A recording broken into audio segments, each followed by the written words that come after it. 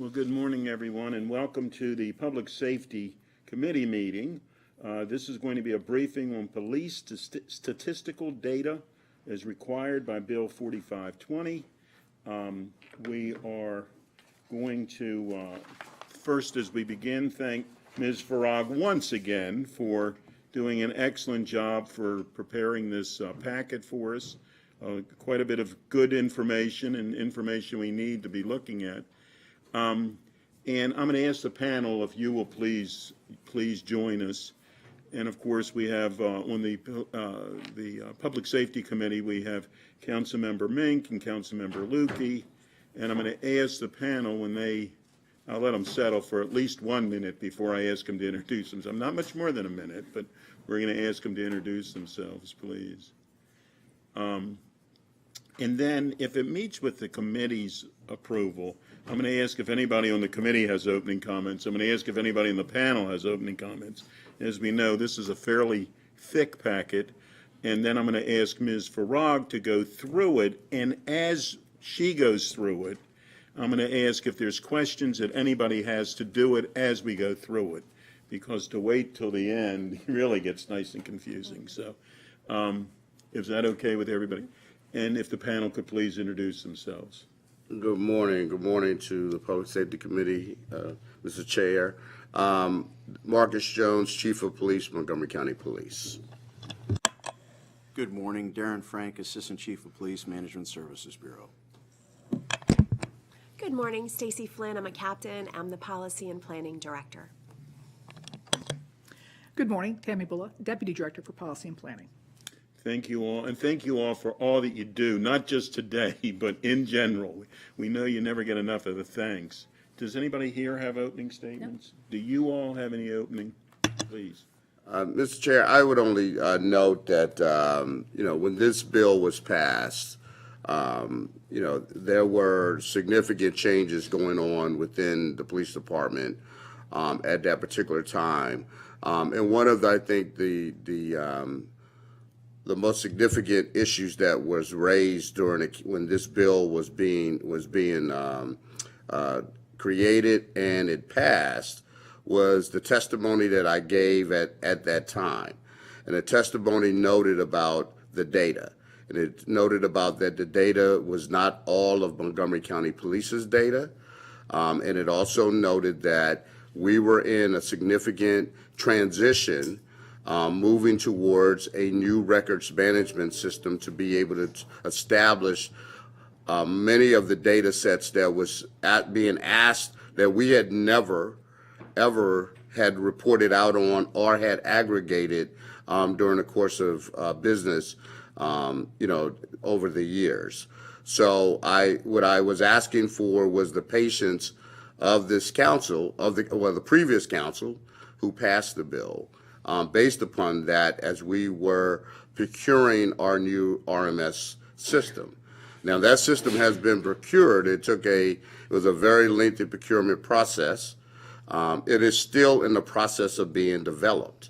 And currently the vendor is not really on pace as we had requested to have that system moving in a timely manner as we had requested. There are some logistical challenges that we have, and we'll continue to work with that vendor if they can produce the product that they've stated that they told us that they could produce. But I'm asking for not only the council's patience, but I'm also asking for the community's patience because we get these requests often about data that, we can't, and this is just a state, and I always state, you can't squeeze blood out of a turnip. And so, we're not going to make up data just to make people happy. We'd like to be able to provide the best data possible with what we have. So I just wanted to make that very clear this morning. And Chief, I sincerely appreciate that. I think it should be noted up front in this lengthy packet that Ms. Frog has developed for us, that all the way on page 2 of that packet, it mentions that the county executive had recommended $100,000 in FY24 in the operating budget to pay for the survey platform, which is required to comply with this bill, 4520. However, the council did not approve that funding. If we want you to do the job, we have to give you the resources to do that job. So on that issue, the enemy is us. We did it, and we have to figure out how we can correct that. And if we can, as we're going through this, and the $100,000, I don't know what that buys and what that doesn't buy, and it's a large number, but until you start to spend it, it spends pretty quickly. But as we go through this, if there's resources that you need that we need to be funding so that you can do your job, please tell us, because I believe I can speak for the entire committee. We do not want you not to do your job, but we want you to do your job effectively and efficiently, et cetera. So with that, Ms. Frog, the packet is yours, please. Thank you. Good morning, everybody. I'm going to give a brief overview and get into a couple of the data elements in the packet since as you stated, it's very long. I'm just going to hit some of the more salient points. I do want to state disaggregated data is a best practice for all policing data sets. Breaking this encounter data down by age, gender, race, ethnicity, and location helps both the police departments and policymakers better understand policing practices and what's actually going on the ground. Over the past several years, the department has been developing and reporting data sets. Both Bills 3319 and 4520 require data. There are at least 47 different data elements or data sets, plus descriptions of training and community engagement, plus the qualitative community and officer survey that you just mentioned.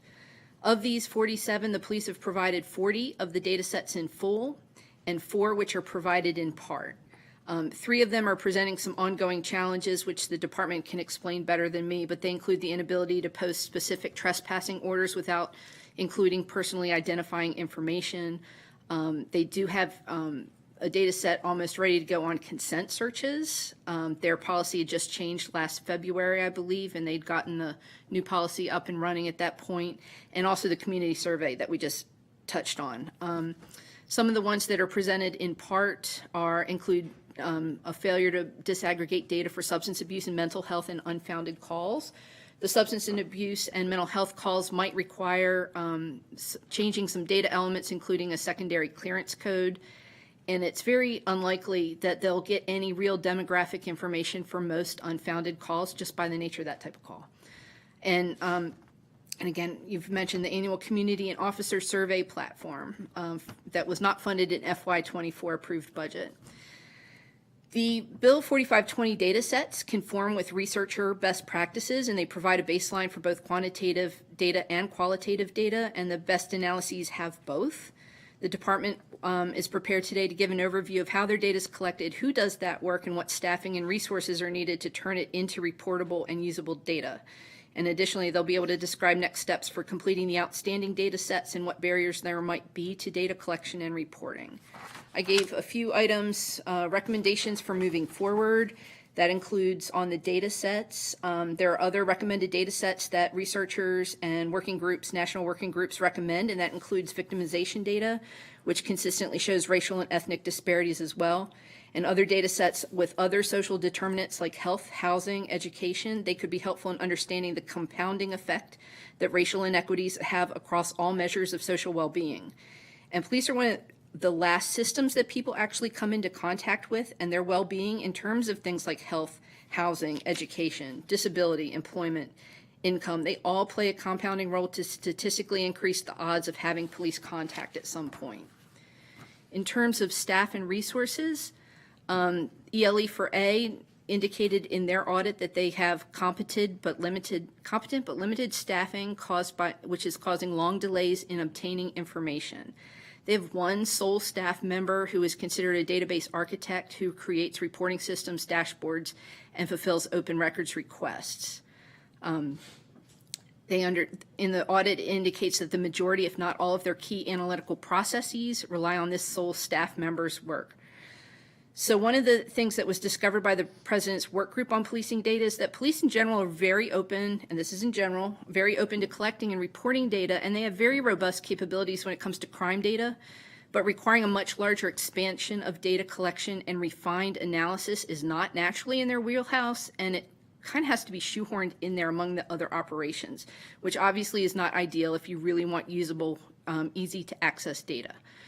To that end, I'm recommending a truly purposeful examination of departmental staffing and resources that would help continue to build out these data capabilities that modern policing and policy demand.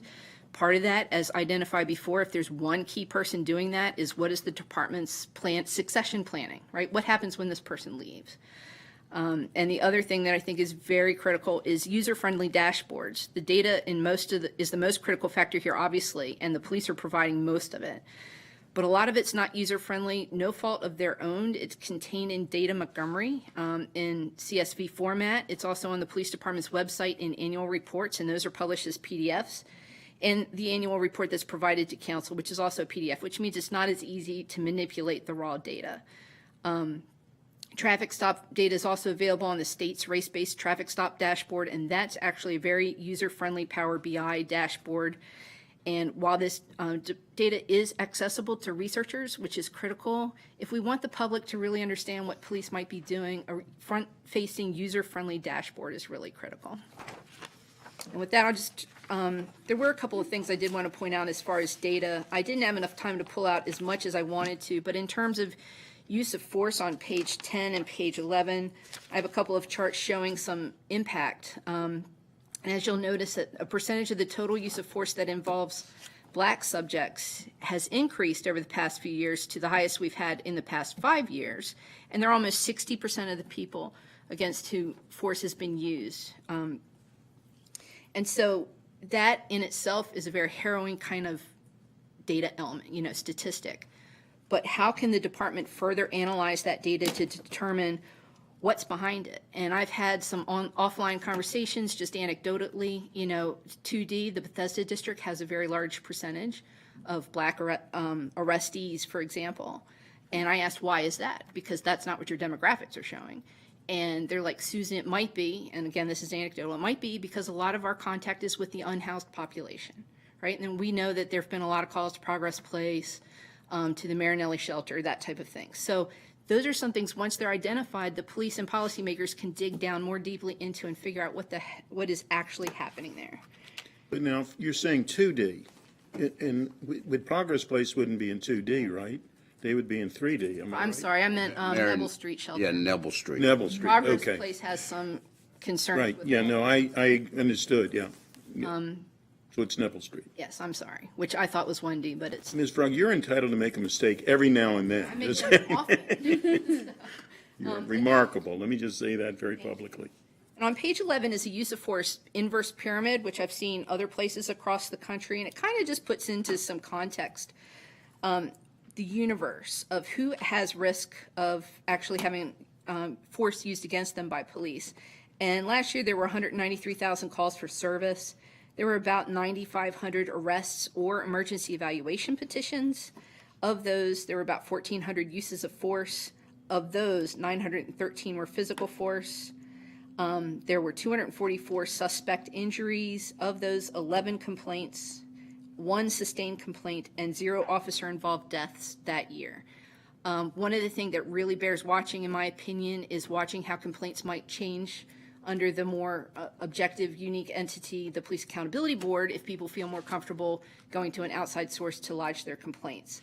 So far, they've only received 3. I believe 2 were declined, and 1 is being actively investigated. So, with that, I'll turn it over to the department and any questions you have. City manager. Do you mean for 2023 or for July, from the period of July 1st onward for the ones that you just referenced for the PAB? From July 1st, 2020. Right, from when they I'm sorry. came into When the existence. FOP became subject. Right. Yep. Okay. Okay, so we're turning it over to somebody over here. Thank you, sir. So I want to emphasize what the chief has said and what we've been talking about so far is the collection of data for the police department being a very difficult process.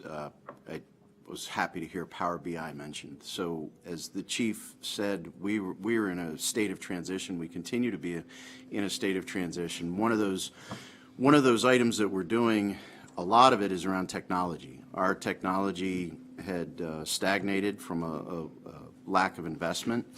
And quite honestly, the technology companies aren't building for the police departments. There's more money to be found elsewhere. So we've got a fantastic resource, one person, and you kind of gave me pause when you mentioned what if something happened to him, because right now he's making all the connections with our our databases and tying information together and trying to glean out of these old systems the information that we're being asked to produce. So we are transitioning to Power BI, which we believe will give us a leg up in producing this type of data. Additionally, we are working on the RMS. It's not where we want it to be. It's not where we expect it to be, but we're continuing to move forward on that and ensure that the county gets the best RMS possible, because that's going to lead to data. We're also trying to figure out how to get to certain elements that we've never really gone after before. One of the things that we've talked about before with council is when people call 911, our first question isn't, what race are you? And that's part of this data set that we're being asked to produce, and trying to find a way not to offend the people that are calling for help, and also to get help to them quickly, and then collect that data on the other end becomes very problematic. In addition to that, the mention of efficiency. So our officers now fill out forms for many different things. They fill out reports, they fill out domestic violence supplementals, burglary surveys, all kinds of items. And how do we not overburden them with, again, gathering another form to capture data? We're trying to be very thoughtful in what we're doing and get a comprehensive technology system, a comprehensive efficiency system that will allow us to collect the data and fully meet the obligations of this bill. I think we've done very well so far for the, quite honestly, patchwork system that we had, but we continue forward. I will say that the cost is of great concern. The survey platform that we had in there, I will be quite honest, that was a 6 month cost, because we knew we have to go through the procurement process. We just came back from a conference, and I will tell you, the 100,000 just scratches the surface for what these folks are asking for these survey products, because they have other agencies that are under consent decrees where money is being poured into them. Now, Montgomery County, under Chief Jones and the county executive, were forward thinking, and we went and did the ELE4A audit so that we could get ahead of the curve and not be one of those agencies. But the reality is the funding isn't there for these items, and we'd like to do them. The survey tool would be fantastic for really touching the people that we actually serve and seeing what they think about how we're doing, and also collecting that demographic information that folks want to see. The only other thing I'll say, I will tell you, the data, when I was a homicide director, major crimes director, it was always amazed me the questions that I would get asked every year. It would change. People wanted to know one little thing different, but those were one little thing different. The amount of information, the different complexities of the information that we're being asked for in the last 2 years has been really quite extraordinary, and we'll continue to work on finding ways to gather it. But again, the big thing here is patience. If we could get continue with, and I will say the council, you have been very patient so far, and we would ask that continues as we try to get the data, because we really do just want to get the data and satisfy the bill. And I appreciate that. So getting back to one of the first things you were talking about is that when you ask someone their race, here you have someone who's calling 911 in a very troubled state. They want somebody dispatched before they even called, much less, they don't want to, please send somebody and do it quickly. And then you ask questions about, race, and it's like when you go to a hospital, they ask your mother-in-law's maiden name type of thing. I mean, it causes I guess the word anger is, here you want someone to answer your concerns. So how can we get the information, not anger somebody, and do this? Is there any police department anywhere that's doing a good job on it? I am not aware of any department that is required to ask that question. Again, looking for the relevancy. I think there is an opportunity when we talk about surveying, is to sometimes look at opportunities to survey the types of calls that we go to, and then provide a card or information for people to actually, or an email or text to actually have individuals provide, a response from that particular survey, and then you could gather you could ask that information and gather it. I think that would be relevant. At least it gives you a better idea. I too, I would tell you, Councilmember Katz, that I have had individuals, particularly from the African American community, who have been disenchanted with our response, sometimes because of delayed responses, right? Because of a variety of reasons that we've talked to this committee about, right? Because of lack of staffing and the like. But the reason why they think that a police officer didn't come was because it occurred in the black community, or because they're black, right? And they just feel like the community that this call was supposed to go to, this is how we respond. And so I would fear that even asking this question is more loaded, because then it's like, okay, it's like, oh, now the police are asking questions about what race am I, that gives them an idea of what's the response. And then when the response is less than acceptable, it only adds to more negativity. It doesn't bridge the gap in relationship building. So I think, again, from the backside of this, there is the opportunity with a great survey tool and an outreach that, that departments are doing, that I have heard about them actually, calling or texting or whatever in order to get that survey information that's relevant, that gives them a report card on how they are actually doing. I think that's the way we need to go. Now, do we need to change 4520 in order to do what they're suggesting, to do it that way? Is that? I'll have to talk to the council attorney about that. Okay. Get back with you. I would like to, and maybe we'll see a couple other heads shake up here, but I would like to explore that. I think I know after you call, whether it's a bank, and after it's over, they say, if you'll stay on the line, and they ask these questions, and the first answer when you give is, don't do the surveys. You're annoyed with them. It's not their fault, but anyhow, go ahead, please. And hit me if you want. Sorry No. if my voice cuts out. I apologize. So I'm going to stick on the survey part.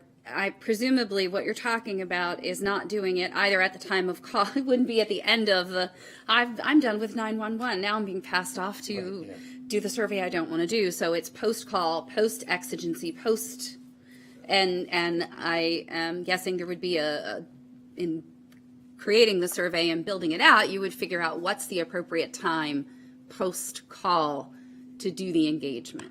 Is that right? That'd be correct. There's actually a number of companies that have come up with a robust model where, and more importantly for us, an efficient model. What it will do is it will text you after you've called 911, because the beauty of that, the majority of our calls are coming in via cell. Right. It texts you afterwards to get your engagement. And then also some of the tools when you talk about customer service. So this is really what we were excited about before when we were looking at these items, is first we'd get the survey, get the information, but the tool can also be a follow-up. It gives you, if Darren Frank calls 911 and a report is generated, it'll give me the report number. It'll text me that, right? It would also tell me who my follow-up investigator is. It would also answer the questions of how did we do, please fill in whatever survey we crafted, and it can be anything because it's a link to a form. And all of that would come back to a central system, which would then begin collecting it so that that one poor guy that I'm really, really worried about right now, there's a computer acting in the background that's collecting the data. So that's why we were excited about it, and also it'll help our efficiency. For example, it can send to people that are in an accident, it can send them an accident investigation form so that while they're on the side of the road, obviously we've talked about attrition before. Right. And some things have to get answered first and some things aren't going to get answered as quick. A standard property damage collision, we can send citizens the exact form they need to fill in the blanks with each other, gather the correct information, and then they can go about their work day, their weekend, whatever it may be. So there's a lot of use to it, perhaps why the price tag is so big, but highly customizable and able to help us out in gathering both data and customer service. Well, I mean, the price tag, I'm assuming, is if you're paying for the technology, you need less people to do the thing, because it's, and as you were saying that about the poor one gentleman, I kept thinking about the Longitudinal Data System Center at the state, because we had the person who was the linker of all the data that would get linked together, Bob, and we all, like, please do not let anything happen to Bob. Bob, you can't go on vacation. Or Bob, we're going to have to prepare way in advance if you're on vacation, because Bob ran everything in that machine. For us, it's Darren. Darren? Yeah. But not you. Not me. But not you. Okay. Well, I wish I had the brain. Notice the chief immediately said it wasn't you. I mean, Well, yeah. That was quick, Chief Jones. I know, some forms, and I've seen many of the different forms that y'all use, or there's different, and the state too has different data collections for different things, and then the forms that they have don't always get updated over time. So, when you were talking about the different demographic data that needs to be collected, I started thinking about the Form 11 for the hate bias and hate crime stuff, which doesn't even have on it all of the different protected classes that we currently have in Maryland, because it hasn't been updated in a long time, and it's still a paper form instead of like an app or something an officer could do, right from their phone, right on the scene. But even with that, when I was thinking about, well, at the very heart of that data collection is your demographics. And even with that, like, you can, and we've had plenty of this happen here, roll up on swastikas spray painted on public buildings, on bus shelters, etc. This is our life. The victim is the whole community, and you don't know who did it, but it's definitely a crime. So you're able to fill out the form, and you're able to indicate that a hate crime occurred and the location, but you can't appropriately classify either the race, ethnicity, or gender of the perpetrator or of the full class of victims. And that's I think probably something that's even beyond, in more normal, in outside the hate crimes context, in the more routine call situation as well. Could you speak to how what do you do in order to help resolve that to the best you can right now with the limited information you may or may not have in a particular situation? Officer judgment, and they look at the data that they need to fill in, and they make an assumption, which is not good for data. Right. And it goes beyond that example. Now I've got it. When you talk about it, so of course, if we write a report, we have victim demographics, and we have sometimes suspect demographics. But in the vast majority of our cases, we don't write reports. And so you have the 911 where that falls, but then you get on the scene. And going back to, as the chief explained, is we're trying to resolve something, restore peace, and then we want to come along, oh, by the way, could you tell me what race you are so I can fill in this form? And so there you add a contention, potentially contentious point. And then in addition to that, someone may not want to answer, and then again the officer's back in the situation where they have to make assumptions, and we don't like to do that because the data is not pure. Right. You know, and that's what we're looking to get to, that as correct as possible data. So it does give us problems. We are looking at other agencies. We're looking at seeing what creative things they are doing to gather information. I mean, some agencies, have hired university researchers to come in and help figure that information out. Again, another cost.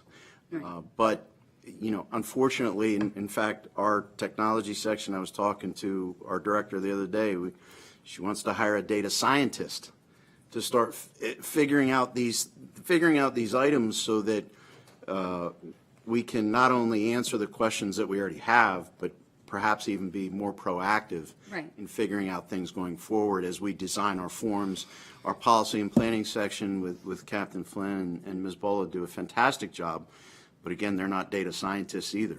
Right. So we work within the constraints we have, and we're doing good, but we want to get to the next level for Montgomery County. Right, and it's very true in designing how you collect and what you collect will indicate what you can or cannot answer with it. And unfortunately, in this particular type of data, I've seen a lot of stuff where it's like there's X number of this and Y number of this, therefore I'm drawing this conclusion, when it is not at all statistically sound.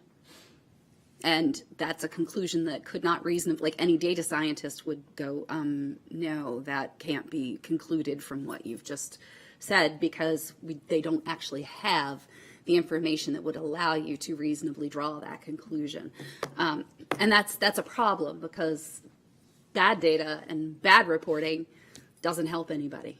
And I know the state does have, and it's governor's office, it used to be GOCAP, but the artist formerly known as the Governor's Office of Crime Control and Prevention. I think they're switching back, FYI. It would be good, right? They have the Maryland Statistical Analysis Center and the different dashboards that are on there. And when I think about that, and I think about all the change we've had within public safety over the past few years, do you know whether the state is looking at doing more so that it is standardized, so that it's, because each county has more than one police department. And you want to make sure you're doing the best you can and have standardized information across all departments. Have any of you heard or had any discussions with any of the folks at GOCAP or at the state level to see if they're moving in that direction? Because again, in terms of economy and efficiency, it would be better to have them building the dashboards that you can drill out by county, by department, and see, versus each county trying to figure out how to build its own system and do the same thing in that economies of scale. So are any of you privy to anything like that? So thank you very much. That is an excellent suggestion. I can tell you that currently we are not, but we're going to go back and look into it. Okay. And I did want to share that we are part of the Maryland Association of Police Planners organization. And what that has enabled us to do is to share information with other law enforcement agencies across the state of Maryland, and just information share amongst ourselves to kind of get the best practices. Right. So we are a part of that organization, but I really like your suggestion of looking towards the state as kind of the central depositor of the data, and then building it from there. So that is something we can look into. And just thinking, like, in terms of the way the grants come and go to GOCAP in the first place, rather than having to then be funneled out, they could use them to help standardize and bring everything together so that you all are transmitting to them, and then they're building the dashboards and they're building the visualization, so that you have less of a load here. And that does allow everybody to do more comparative analysis as well. So, okay, thank you.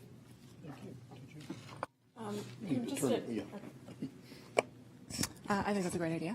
And yeah, the more the state can do, the better. We always appreciate that. So just to clarify the question at hand. So when your officers do write the reports, assumption in the current system, right, assumptions have to be made, right? And so they make them as best they can. And so as we look at expanding the amount of data that's being collected, right, in more circumstances, like they could do the same thing, but we're just noting that the same flaw that we know already exists is just going to be multiplied. So am I understanding the issue correctly? So like as we're looking to do this large expansion, we're also looking to think about how can we improve the methods? Correct. Okay. Just want to make sure that I'm clear on that. Because we could do the same like, flawed method of data collection now, and we would get the same quality of data that we have now and that we use to do the analyses that you all do and that we do and all of that. But this is like as good a time as ever to look at how to improve the methodology there. Is that right? Yes, we're continuing to work on that. I would say that the other part of that equation, though, also is making sure we have the expertise to analyze the data. Right. We are creating a lot of data. I think one of the areas that we have had problems with in the past is finding the correct people with the correct credentials and the correct experience that can analyze what the data means so that they can look at a data set and understand that, yeah, there's some flaws, and they can, I hate to use the word massage, but that's almost what you have to do with bad data when you're going through and looking at it and trying to interpret what it means. So the interpreting the data is just as important, and we haven't touched on that yet because we have talked at length with council about the traffic stop studies, right? And the original traffic stop study was done on very basic demographic data, which every data scientist that you will find will say that's not the way to do the analysis. So I would say that's the other part of it, and we're looking at too internally because we want to draw meaning from it, from the data, because why else do you collect it? We want to draw meaning from it and not basic meaning because it's not of use in that manner, but really dive into what it means and what it's telling us about what we're doing as an organization. So I'm hearing it's two separate issues, really related, obviously, but two issues. One is how do we collect the best data and do our best to ensure that that we're not just basing that on assumptions that are being made. And then two is the staffing and the technology to be able to analyze the data. Okay, great. And then like on the first question, I would say that we're not prevented from collecting data. We would just continue to acknowledge, right, that as we're collecting the data, that the same flaws that have existed exist now. And so whatever grains of salt go along with that, we would take along with this wider expanse of data until we have the tools in place to be able to, implement a different means of doing it. The issue around the technology, and I thought when I was on a tour there just recently, as we were talking about what kind of, can you tell us about this? And they were like, well, yeah, give us like a year to go through the paperwork of this and that, and it does seem ridiculous of the challenges that are faced when we talk about the actual analysis and the compiling of the data. Thank you. Thank you. So even if the state were to do the right thing, I don't know how else to say it, were to do the right thing, it would take forever and a day for them to do it? I mean, how fast could we do it? So we're going to have to continue to do what we need to do. That's my point on this whole thing. While we're waiting for our friends from the state, if they would step up to the plate. Is that fair? I mean, and so we still have to figure out what we need to do. And then the other thing is for the staffing, you talk about, are there people that are available to do this job? I mean, or this work? That's been part of the problem all along, is to get we need to get the technology, but we need to have the people to work on it as well. Are they available? There are people available. It just depends on how you want to go about it. As we've seen products from University of Texas where their researchers will come in, and you can go to, I'm quite sure we could go to University of Maryland, many universities that would want to analyze our data, but a cost comes with that, and there'd be an RFP process and things of that nature. Ultimately, if you want to be in the lead at the forefront, hiring people, that's something you can look at as well, where you have someone on board that's guiding all of these activities. But as we know, there's a cost associated with that. So there's a number of ways to do it. It's just determining which way you want to go and how to do it, and the cost that comes with it. But there's certainly people out there, and really with what we've seen in reimagining policing, reforming policing over the years, the field has definitely grown for people that are experienced in looking at this information. At the end of the day, it's data. It's data, and it's some scholarly research.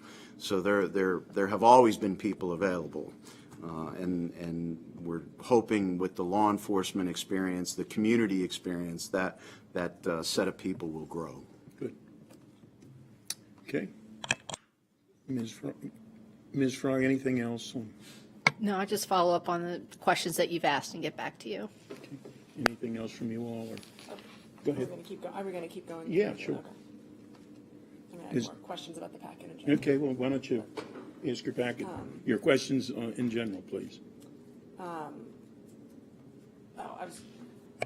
Ms. Frog, are you continuing to go through the packet any further, or are we coming to the end of our? No, please just ask whatever questions you have. I just summarized because I wasn't sure who was interested in what. Okay. All right, let me skim through here. Well, I guess if I could go back and tie into the last round of questions that we were just talking about, the difficulty around, if we're asking officers to make assumptions in order to collect that data, I just want to make sure that's not going to hold us back from widening our net here and collecting the data that we need. Is that data being collected? And No, the data continues to be collected. We're just doing it on the officers' best, their best judgment, if they're making that call. So we're still gathering the data, and we believe this is about as close as we can do, based upon the system which we have. okay. But, go ahead. So the chief has tasked us with doing a great deal of research to find ways to improve our data collection processes. Right. And so it's a combination of what Chief Frank said and what Chief Jones said. We have to have mechanisms that capture good data so we can produce good results. And almost all of the research we're seeing right now is showing that it's a friction point when an officer asks an individual or a dispatcher asks an individual to self-identify their race or their gender or whatever the case may be. They instinctively want to know, why is that relevant to my call for help? But if we do the backside piece, if we do the after follow-up survey piece and let them identify and give us the vehicle and mechanism for further communication, we can then gather that information more reliably from the source, and we can send information that we might not otherwise have the opportunity to do post-call. We can send them victim assistance information. We can send them other resources if it's identity theft. So it keeps that line of communication open, but not where it's the officer's responsibility with the limited resources we have. Automation steps in, gathers data, sends out additional information to make the contact with the individual better, so they have more information post-call. They don't feel like they've been left hanging. So I don't mean to sound like a commercial, but we need support and funding to make that follow-up piece possible, not just for data gathering, but for information sharing in both directions. And all the research is pointing right now in current law enforcement trends through the Maryland Association of Police Planners and other organizations that we're sent to conferences on, that we have to have a better way for them to provide the information, but not as a friction point. We don't need to add a friction point at the time of the incident, but we want to get it after the fact, where they're telling us what they might not have wanted to discuss with that officer. So we take away a friction point and we add better info gathering. So just a push towards continuing to fund the things that make that data possible. Yeah, we're trying our best to do the right thing. Absolutely. The problem is the flaws that we have that we're doing it. And you say good data gets us good results. Good data gets it might not be good results. It might be the correct results. I mean, we might figure, if you want to do something better, you have to know for sure what you just did. Someone has to tell you. Ask a question. Sure, go ahead. I'm sorry. I was just going to ask, often on survey information or even like you're going to get your flu shot and you're filling it out, it'll ask your race or ethnicity, but it also includes, I prefer not to answer, because you have a right to say no. Sure. And I'm assuming in this case, you would have a right to say no if you don't want that information collected. Yes, ma'am, always that's an option, no matter if it's in person or other. But as a data analyst, we know that when we have a large number under other, it just throws off the validity of all the data. Right. It also brings into question the integrity of the data. So if I give you any data set and a large percentage is other, you immediately start to question the credibility. So every piece of data that we present to council, we try to vet. We try to make sure there's data reconciliation. As you mentioned earlier, there's multiple sources of data right now. There's a state website that gives you traffic stop data. There's information we report on arrest. There's information the schools report on arrest. If we publish 2 reports and the data doesn't match up, again, the report integrity casts doubts on the reputation and credibility of the source. So it's so important that we have the analysts in place to do that reconciliation before it's ever published, so people aren't questioning that. If you pull up many of the state websites that give you data, they're giving you data for the whole county. So that data might be coming from a state trooper acting within the county, a sheriff, somebody else, some of the other law enforcement organizations acting within the county. All data in those data sets don't represent just the police department. So all those things, if we have a more systematic approach to data management, we have technology working for us and real analysts working for us, we get cleaner data that gives us things to make decisions about policing and gives you information to make decisions about processes. Ms. Frog. I just wanted to follow up on Councilmember Mink's point about the initial point of entry for data and what ensures the validity and the completeness of that. And a couple of things that have come up just in some conversations is, what is the role of a supervisor out in the field, sergeants or whoever does the actual supervision? Do you have enough of those? Is there any review, by district level or supervisory level to ensure the comprehensiveness input of the data? Or is there a way to ensure that that's been collected within some system, data system that you've got? So yes, our supervisors are doing a very good job with all the tasks that they have to also ensure that reports are completed in whatever forms that they're required to fill out. So we're doing good there. We're staying on top of report writing and making sure that data is good. And as a sergeant back in the day, I will say the computer has made it a lot easier than the triplicate that we used to do. And plus, also we can have that the smart Darren be able to reach into the system and pull data out. So that's going well. Again, when you look at the big issue with the data is that we have so many contacts just from people calling 911, people on the street that our officers engage with.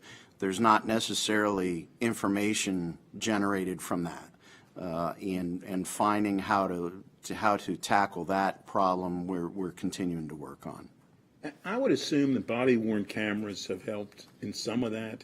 Though you might not have a sergeant on the scene, someone can review what has happened by that. So we do have random review, and that is of great benefit, and the video is always there. One of the things that we talk about around the data around the consent search, and we're still standing that up because we've had a policy change, a very good policy change, and all of our consent searches are the discussion that goes on in asking for a consent search is now recorded on body-worn camera. It's absolutely fantastic because it allows us to identify if there's an issue. If someone files a complaint, it allows us to go back to its instant replay. A commercial I saw a weekend with you want to throw the red flag, and that's what we do. We throw the red flag, go back, and we review the video, and we have very good compliance rates from our officers with utilizing the body-worn camera. We have a national model for a body-worn camera policy. So all of that allows us to get to the data, and with also going back to the random review, if it's part of the sample for any given month, we can look into, was it done the right way? Councilmember Mink, please. Sure. I'm sorry. Almost, I apologize. I don't want to miss an opportunity to share information with the council when we have it. But one of the things we're seeing is this is not a county-based issue or a state-based issue.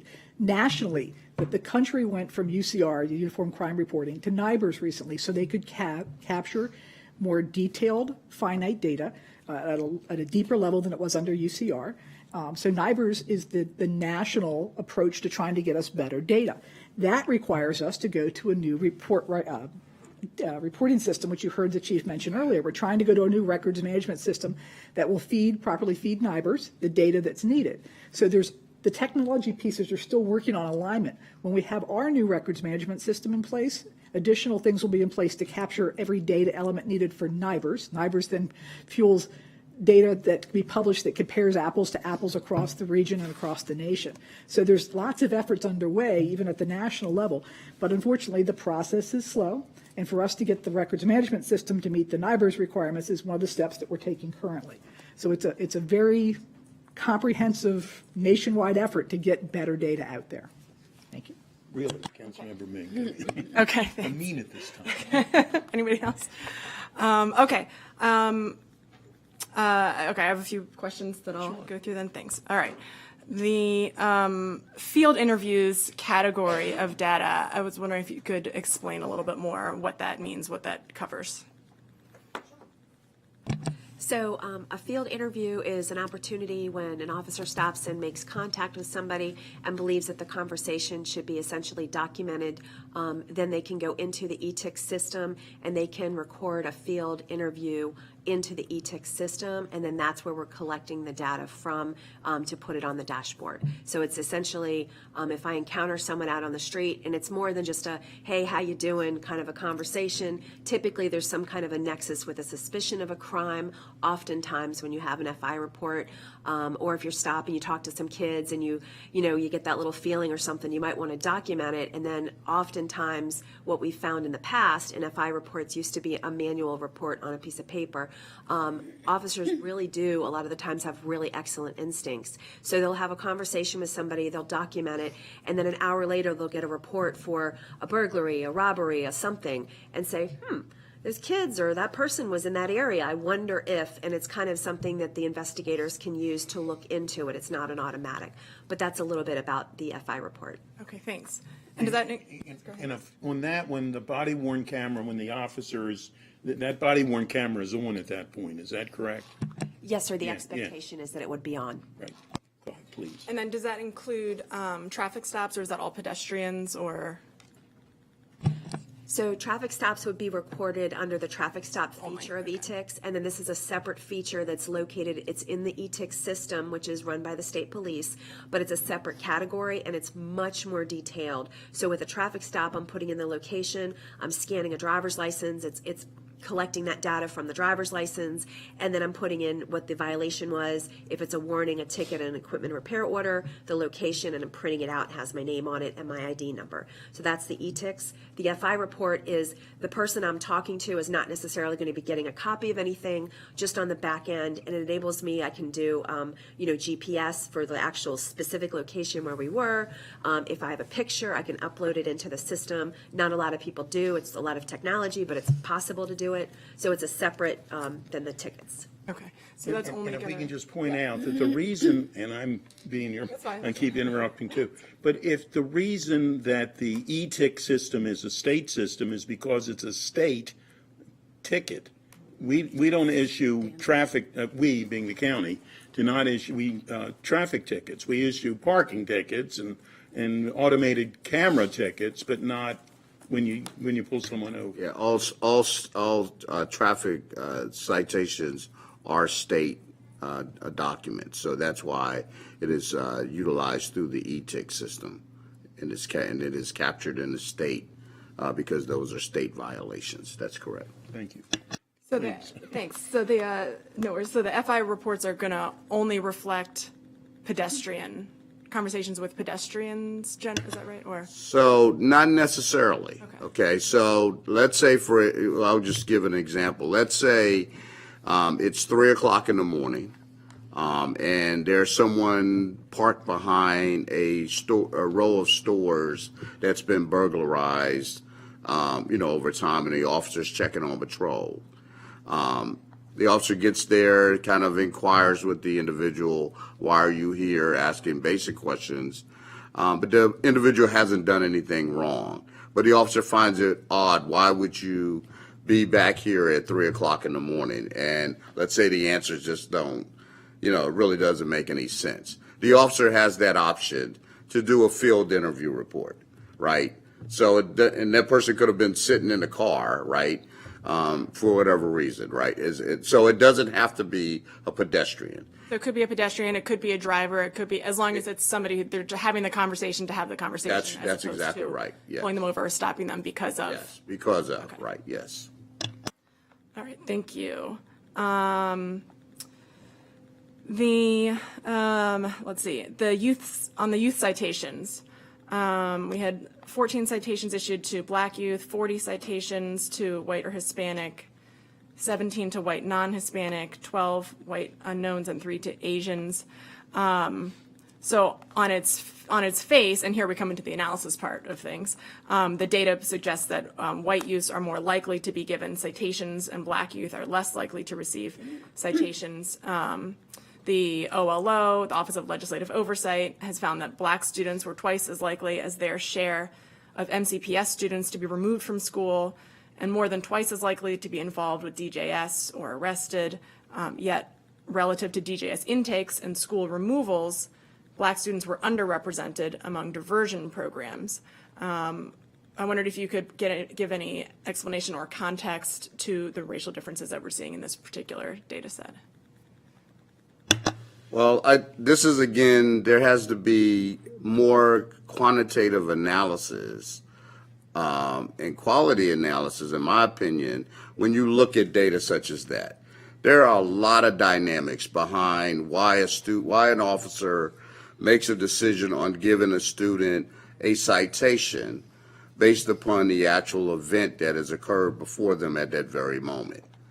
And so, you're putting all of things in a big jar that, you have an issue of, let's say it's drugs at a certain school, right? And it may have zero race component as a reason why X amount of students are utilizing drugs or caught with drugs at school.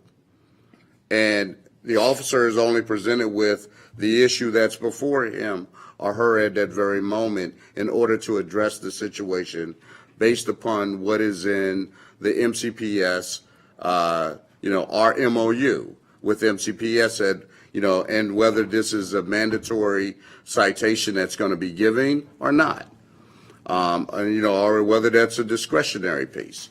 So I think we've, really set the tone about what is the types of crimes that are occurring. And I say this often. We don't go and pick out who committed said crime. There are victims to said crimes, right? If somebody had something stolen, the race of the individual that's involved, we don't control that. So when we talk about the disparities, I think it has to be a deeper analysis of really why is it that these certain events, again, breaking down the citations, where were the citations provided? What were the citations for? What types of crimes were they for? I think that's more of really getting into the answers that you're seeking, because that's what we get all the time. When people say, well, why did X amount of individuals of color get these tickets versus somewhere else? Well, there could be a lot of reasons why in certain parts of our community that's predominantly minority that has more crime occurring as a result that there's more police engagement there versus in some other communities that we have where there's really a lack of engagement because there's not a need. So, there's a lot of times we're asked the question why. I can't give you that answer just clearly, because for us, this is what we're talking about, where there has to be researchers that are going in looking at deeper information that's behind the data that can help us to give better answers to that. And I want to do it, but I don't have the staff to be able to dissect that, right? I mean, there are times that I'm in meetings and I can ask questions, and I get this on a weekly basis. We talk about, for example, schools. I get the arrest data from schools, right?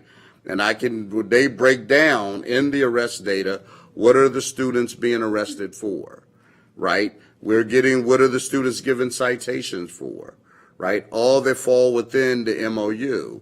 And again, but every situation is different, right? And principals at different schools are working with their CEOs in order to address those very issues.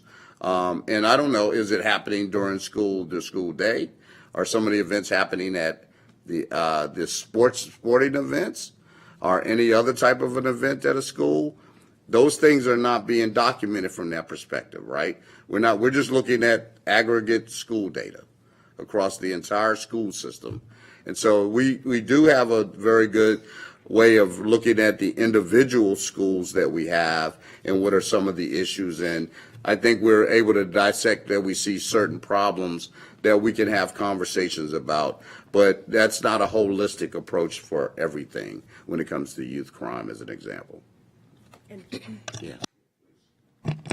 So I was going to add, I worked as a school resource officer, and then I supervised school resource officers previously. And something that the chief touched on that I want to make sure we talk about is the school culture, which is that each principal of every school really is the king or queen of their school. Mm-hmm. And so you have a culture where there are some schools where the principal really wants to deal with things on a more personal level and discourages the police from being involved. And you have other schools where the principal feels very strongly that the police should be called in for a variety of reasons. So when we get called to that school, and remember, the school resource officers were pulled out of the schools, but when we get called to the school, again, as the chief stated, we don't know why we're getting called to the school. We don't know what the offense is. We certainly don't know the race of the individual who committed the incident. And there's always a conversation between the law enforcement and the school personnel, because the heart really is to do what's best for that child. It's not just simply to go in and scoop somebody up and put handcuffs on somebody. That's the furthest thing from what we would want. So there is a conversation about what is the best way to handle this particular incident. And then from there, you have either the arrest or the citation, again, based on the offense and based on a variety of factors that we just can't capture in one report. But that culture of the school is very important to think about when we talk about that data as well. Are you done? Oh, I'm not done. But okay. If there's a relevant part, feel free to jump in. Yeah, it's about the arrests, referrals, and sort of the breakdown, because as I understand it, the way the data is collected, and we do, the state does have data by school system broken down, the school disciplinary data, and they can link it to the individual child. They can link it to whether there was a referral to DJS. A referral to DJS doesn't mean they were prosecuted. So I think sometimes when we're talking about juvenile cases, there's confusion about whether or not the referral actually meant the child was prosecuted or whether they referred, analyzed, they were supposed to get services. We could have a whole nother session about whether those services are being delivered or not. Different. That's a separate issue. But one of the things that, and I know, this was something that I would talk about with the SROs across the state, was particularly in the other jurisdictions where they're in the building all the time, the person who was getting arrested, this was not the first time typically that something had happened. And it was sort of like the thing of last resort after trying and trying other disciplinary measures, other interventions. But then that was the ultimate outcome. And one of the other things that I think is not always clear on the school-based arrest information is there's a distinction between a school-based arrest for an offense committed on school grounds during a school event, whether it's athletics or whether it's during bell to bell during the regular school day or right before or right after a dismissal, versus a community-based offense where a warrant is issued and you're trying to locate the suspect, and the suspect finally shows up at school and they know that they're in the building and they go in and they are able to, remove them quietly. And there's a whole series of regulations that governs how that is to be done. But that those are two different things, different from conflict that's happening inside the school where the school may be dealing with it themselves, or to the extent that it's particularly egregious, maybe pulling in the law enforcement officers to deal with that. So could you speak a little bit to that and sort of to the different varieties of things that are happening? Thank you so much for bringing that up, because you're absolutely correct. And I think for Councilmember Mink's question, it really is important to understand the scope of when we look at the breakdown of race. It can be concerning, and it can at first glance appear like it's a problem. So I do think it's important to make that distinction of the way that the information comes about. And you are so correct, Councilmember Lukey, and I appreciate you bringing that up, because what I've seen is the schools, they try and they try and they try to work with these kids, and every time the kid makes a mistake, you know, they might have an in-school suspension, or they might have to write a paper, or, you know, they have all these consequences, school consequences, which is really what Chief Jones has done a great job of working with Dr. McKnight in making sure that that's everybody's heart. That's what everybody wants for these kids, is for them to learn from their mistakes. But at the end of the day, once you've made mistake after mistake, or when you've committed a truly heinous crime, you know, you've robbed somebody, you've used a weapon, you know, there's not a lot at that point that we can do other than go to that step. And previously, one of the number one reasons why officers would make an arrest was because we knew we could get them into a diversion program that way, and it gave teeth. So if I say to a parent, I mean, you really have to look at these parents. Sometimes it's a single parent. Sometimes they don't have the resources or the transportation to take their child to the crisis center. So if you don't kind of force their hand and say, well, we're making this arrest because we want them to get the help that they need, and they're going to be sent to a diversion program, the charge is going to be dropped. We're really just trying to get them the help that they need, and that's sort of the means to the end. Okay.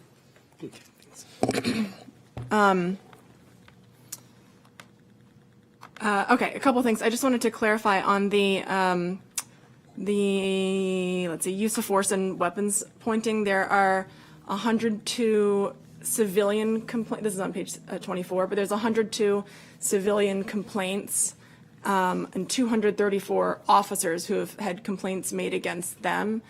Does that mean that like one complaint listed multiple officers? I just wanted to understand the numbers there. It certainly can reflect that there's one incident with multiple officers. There's also, I think that the scope of the complaint is pretty broad. So for instance, if an officer gets a speeding complaint, you know, it's included in the complaints because we're trying to be extremely transparent. And not to say that that's okay, but it's a relatively minor complaint or a courtesy complaint, because, you know, if I didn't refer to someone, you know, as a sir, ma'am, or you know, potentially used even an incorrect pronoun, that could be offensive to somebody, and people complain about things like that. So I think when we look at the vast number of complaints that have come in, it's really important to note that they really range, and the majority of our complaints, we have a lot of internal complaints, which again, I appreciate the open-minded system and the transparent system that we have. So we have a lot of times where one officer is complaining on somebody, which I really like our policy that requires us to make a report if we see, for instance, excessive use of force, but there is a lot of complaining going on that's a much lower level that we're also reporting out on. So, you know, it kind of gives a bad look, but that's one factor. Thank you.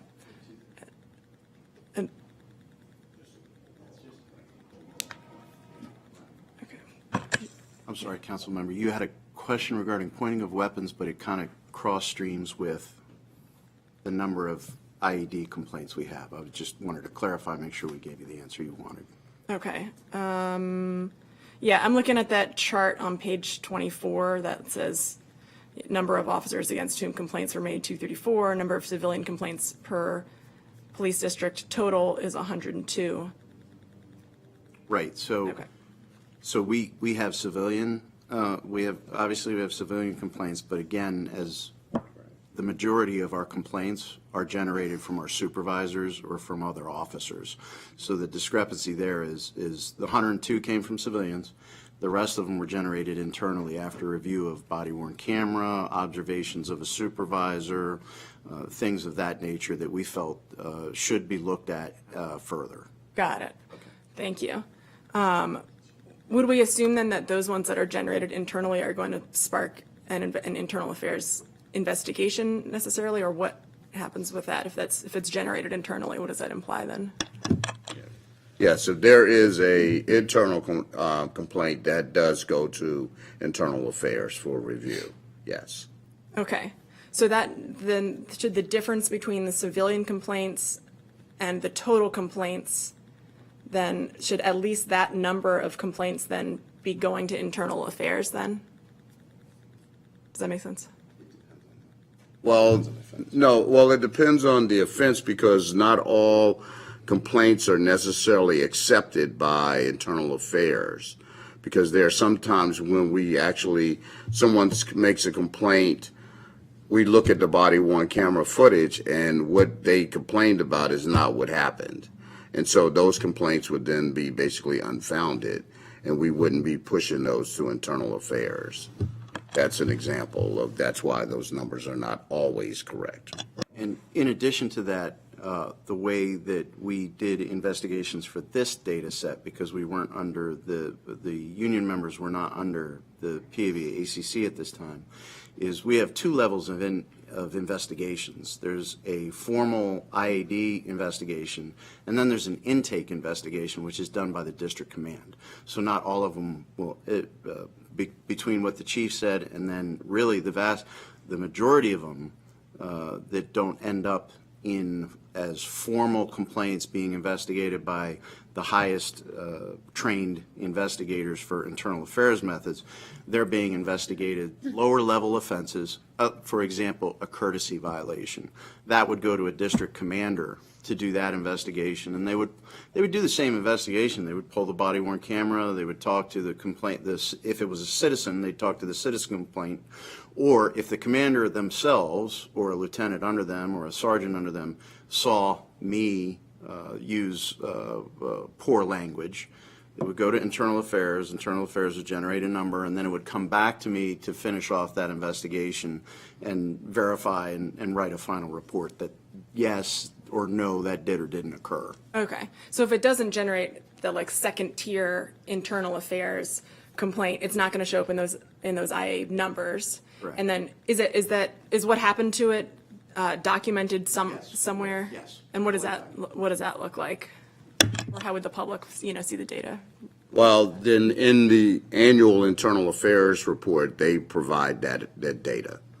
So we do an annual internal affairs report, have been doing it for the past, I can't even remember how many years, but every year you will see an extensive report completed by internal affairs upon that type of data. Including the stuff where the district commander just Yes, was able that to. is also included. Okay. Absolutely, yes. And I guess that relates to my next question. I'm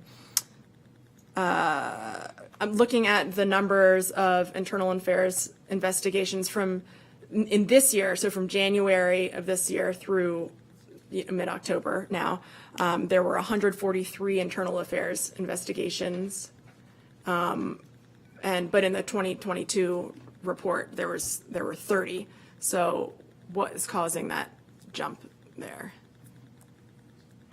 I believe that's going to be how it's part of the change that's going on in how we're reporting things and the different levels of investigation. So I believe that's just going to be, if you see they do relatively compare to the number of complaints and investigations we had before. We can look into it more, but there hasn't been 100.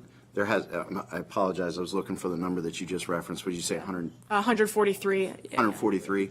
There has not been 143 internal affairs level investigations this year so far, but we can break that out further. I'm not sure. That'd be great. Yeah, I assume it has something to do with the transition, just trying to understand what that is, whatever if you can circle back on that, that would be great. But I also want to make sure everyone understands, internal affairs reports out on all complaints by every employee of the police department. So it's not just your sworn officers. This can be civilian employees the same.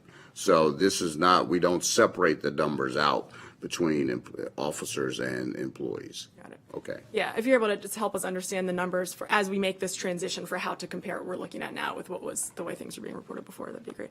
And then similarly, in regards to the transition that's being made, I want to make sure that we and that the public and everybody's able to see when investigations are completed and forwarded to the Administrative Charging Commission. You're nodding. So how do we do that now? From what I can tell, there's not a great way for us to be able to tell when something is being sent there, or kind of what the status of that is. What can we tell as of now? What's in transition?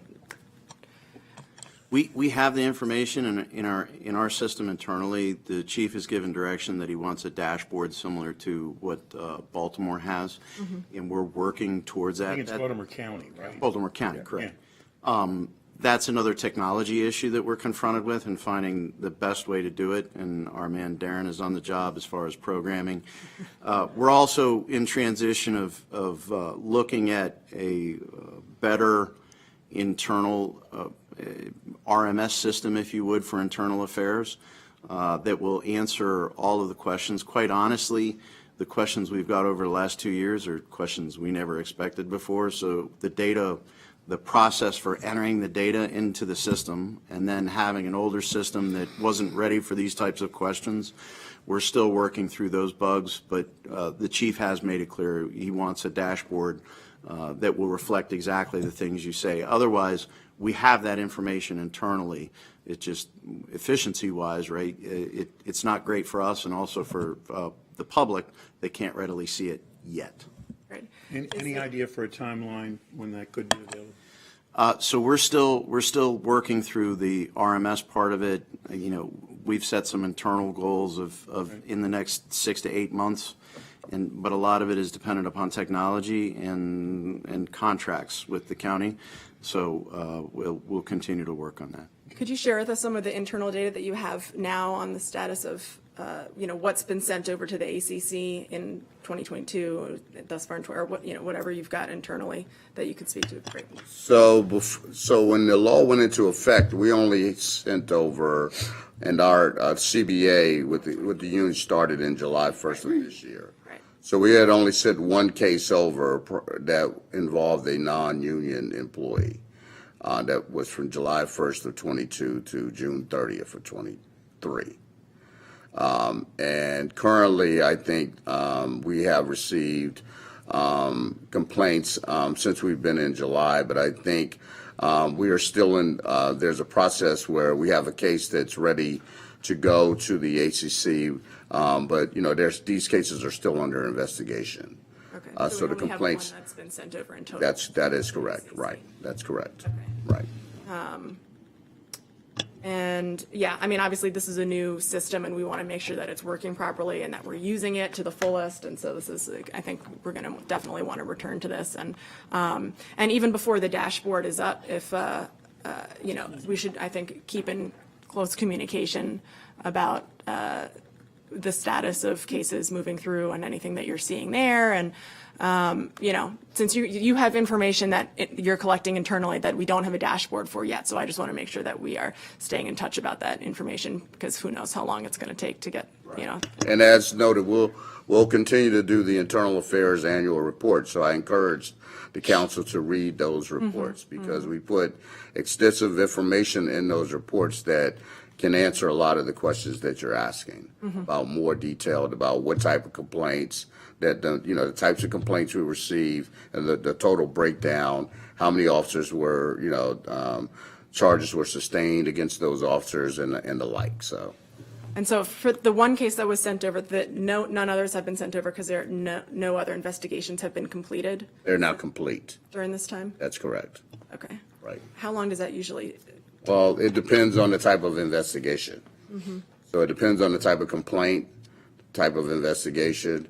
There can be, if there's, something that's more formal, more serious charges, it can go anywhere from 6 months to 8 months. It depends, right? Again, how extensive the investigation is. If there's, now with the HCC, if let's say we have a complaint of an officer speeding, utilize that. That's not going to take very long. But, generally those should only really take, we try to get the commanders to get those cases in within about 30 days. And then it's our goal to have them over to the AC packaged and ready to go within about 45 days. 30 days initially, and then for a total of maybe about 45 days.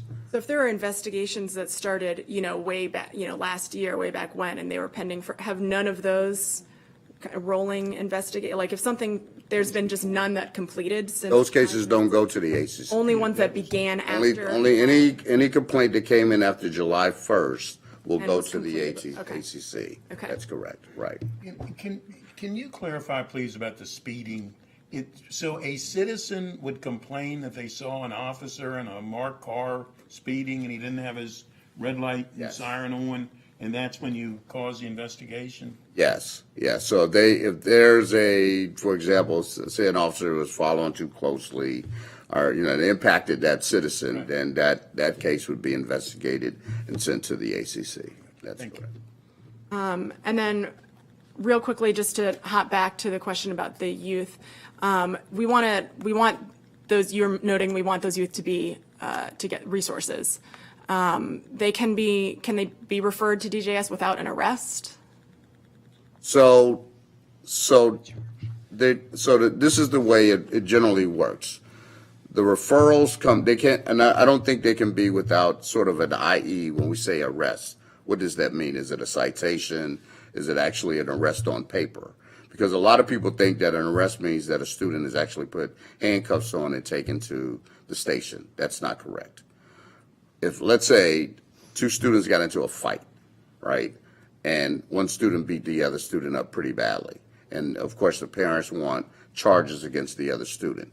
If the officer didn't witness the fight, that's a misdemeanor that didn't occur in their presence. It's really an investigation that they would do, a report that's on paper, and the case would be then referred to DJS. DJS then makes the decision of where does that case go for disposition, for whether it goes to diversion or whether it goes for any further prosecution, okay, depending upon that young person's, depends upon their record. So we don't control that. We have zero control over whether or not a case that's referred to DJS, the Department of Juvenile Services, what happens with that case. So we can only submit that report to the Department of Juvenile Services, giving them the facts of the case. They then make a decision based upon their criteria of where that case goes. We know probably the vast majority of those cases. I think the numbers are probably high in about the 80 percentile, that those cases go for diversion, which means there's other services that are provided to those young people based upon whatever delinquency they were involved in. So again, that's the way that works. People always talk about there's this school to prison pipeline. The reality is it's not so much about students going in. What you're seeing when individuals are actually being incarcerated from a standpoint or detained in the juvenile system, these are your delinquents who are frequently involved in criminal activity. These are not the individuals who are, maybe the one or two times they've been involved in something that they actually are being referred to for diversion. Okay, so an option to bring together the kids and the services and the diversion programs and that kind of thing is citations, right, as opposed to arrests? Well, no, it depends on it doesn't necessarily mean citations. Citations can be, for example, you can get a criminal citation, you can get a civil citation, right? You can get a criminal citation, for example, for theft under $500 as an example, right? You can just be given a citation. You can actually be given a citation for drinking in public, right? That can be, or underage drinking as an example, right? Those again are submitted to the through the courts, and again you generally given to some sort of diversion. So these are only sort of your inroads into getting those processes, whether it's an arrest on paper, whether it is a citation, or whether it's even a physical arrest. All of those cases are still going to be screened by DJS right? They're the screening compliance group that's going to divert those cases out to which direction they deem it necessary. I think, so what we want to make sure of, right, is that all kids, no matter, where they are, who they are, et cetera, that they are, whatever the thing is that they're in trouble for, that the reaction is the same, right? Whether they end up getting a citation or. Well, it depends on the policy is in That's not place. entirely within you, obviously. No, but the policy is in place about what is the actual mode of is this a report that's written, is a case that's written, that's referred, sort of an arrest on paper, right? Not physical arrest, an arrest on paper.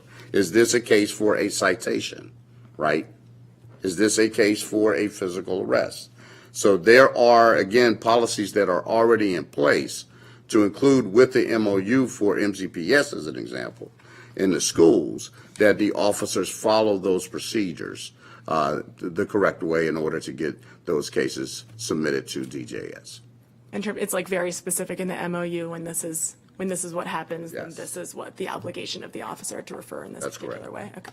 Correct, but again, I'll point out, and Captain Flynn mentioned this earlier, each school is its own culture. Right. We can only act with what we are aware of. Right. So our policy, when we are made aware, is very consistent as far as the actions we will take. But you could go to one high school and an assault between two juveniles in that school, we will never know about it. You can go to another school where an assault between juveniles will be made aware of it, and there'll be paper charges that go to DJS, which gets the, if it's mutual combatants or a victim and a suspect, whoever's involved that needs a diversion would get screened by DJS and then moved on. But within the department, we do have a good policy, and we have a good MOU with the schools. And I'll note too, and that's a good point about each school being kind of a castle unto itself, is that different schools are also more or less likely to tap in, for example, the street outreach network. Some will reach out to them all the time, and so we have the benefit of those relationships being built over here, and others might not, and then they wait till something happens and then they call you all, but they didn't call the street outreach network prior to that moment. And so this is something for obviously the Board of Education to think about, but us to think about it as well. It's just the consistency from school to school. If we can look around and see like who's following best practices in all of these different ways, that would really benefit some of the schools where we're seeing some of these repeated issues. I was just going to add for context, generally speaking with juveniles, juveniles can be charged with a citation with alcohol offenses, cannabis, and tobacco. And then if they commit a felony, they would typically be physically arrested. Everything else is this on-paper referral. And back in the day when police were lauded for making arrests, I think a lot of this culture for us kind of started back then when we wanted to kind of promote, oh, look how many arrests we've made, because that's how it used to be. We started calling these on-paper referrals, as the chief just said, we started calling them arrests because it was technically you're putting somebody in the system. However, in today's culture, when we do an on-paper referral, it really is for DJS to, at that point, to determine what the best outcome is. But for the most part, to answer your earlier question, if a juvenile commits an infraction that's related to tobacco, alcohol, or cannabis, it's a citation most of the time. If they commit a major felony, it's an arrest probably most of the time, but the most cases we have are these on-paper referrals, which is just I write a report, I explain what happened, and it goes to DJS for a referral to whatever they feel is appropriate. Thank you. Councilmember Lukey. This whole discussion about arrests made me think so, and you probably have a copy of it, 'cause it was about 6 years ago. I wrote an advice opinion that was written for the state agency, but it was written with the intent that the client was distributing it statewide, because there was a huge issue about how people were characterizing what was an arrest, where we had, this was for sake of the reportable offenses statute, where we had some jurisdictions who were only reporting to the school systems if they'd made a custodial arrest. And they were not reporting referrals to DJS, and they were not reporting citations, which most of the time the citations weren't going to be for reportable offenses in the first place, but Nevertheless, there was confusion over how to categorize that. And, without boring everybody about the many, many paragraphs I wrote, the gist was, if you are subjecting the person to the jurisdiction of the courts, it is an arrest. It may come in different flavors and in different varieties, and then it goes through different pathways, which include diversion, but it's still considered an arrest. And then with respect to the diversion issue, when DJS has it, DJS makes that call as to whether or not to refer to the state's attorney's office. And then the state's attorney's office does its own evaluation. So there are multiple stops along the chain where everybody's evaluating the totality of the circumstances involved with this particular person and that particular victim or victims to determine the best outcome. But each different piece of the system has its own part to play. And one of the things that also became an ongoing issue or concern as we worked through things related to the school to prison pipeline was the misunderstanding or lack of understanding that a victim has an absolute right to come and make a complaint. And a victim has a right to avail themselves of whatever relief is possible based on the circumstances. Now, as you've noted, you have to categorize it differently if the officer didn't witness the event. But that right can't be taken away from the victim. So there's a whole lot of different factors going on here where it's not just one sort of pathway into one direction. It's got a lot of nuance to it that's and a lot of hiccups along the way, which I know we're going to talk about later in the month, but I think that's really important to keep in mind. And I know we were talking about you guys getting a new system that's more friendly for NIBRs. And I realized we were using a lot of acronyms and we weren't really explaining what UCR was. So the UCR was the FBI's, it still is a uniform crime reporting system. It's just that everybody referred to it as UCR before. UCR still exists. It's just the system now is the NIBRS system that feeds the statistical analyses that's available. And that has existed since the 1930s, correct? Okay. And NIBRS went into play with the FBI on January 1st, 2021, right? And as I understand it, at that time, a lot of law enforcement agencies were able to start, but it wasn't, not all. And so how close are we with your department to being able, and what was the trajectory of the department from January 1st, 2021 till now? So we're NIBRS compliant now. Okay. It's a very laborious project. To make it that way. Because we have to convert it, and I believe Darren wrote that program too. Convert it to data so that we can upload to the state. And our goal with the new RMS system is that all of that is done automatically. Right, okay. So it hasn't been that you haven't been able to do it, it's just the process by which, I'm going to call him Data Darren, because Data Darren is doing all the things.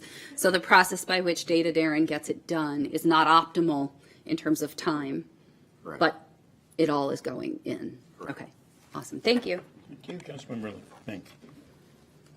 Okay, wanted to come back real quick to the question of what's going to the what goes to IA, to internal affairs, what goes to ACC, because we have the kind of two tiers of complaints, right? Some that need to get elevated to a whole internal affairs investigations, and others that can be looked into by commanders. So do those go to the ACC or the PAB in any kind of fashion as well, or not? So, based upon the law, that any complaint that involves a citizen, those complaints go to the ACC. So if it involves a citizen, whichever way it comes to our attention, internally, without a citizen complaint, that we think that this needs to be looked into, that would go to the ACC. If a citizen calls and they make a complaint directly to us or any other entity, to include the PAB, those complaints go to the ACC. When the ACC gets those complaints then come to internal affairs. Then internal affairs looks at the complaint itself and makes the determination, sort of a tier. Do we look into this as a formal investigation, which is more intensive, or do we submit these to the commander or the director of the involved officer. And then they do their investigations.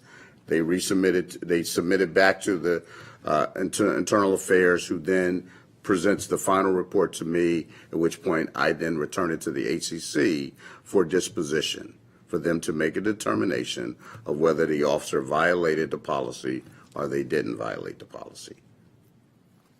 So, and I apologize, I don't want to make you keep repeating this, but it's confusing. Yeah, I understand. So a complaint comes in, and that might be one that was generated internally based on some feedback or observation or something, right?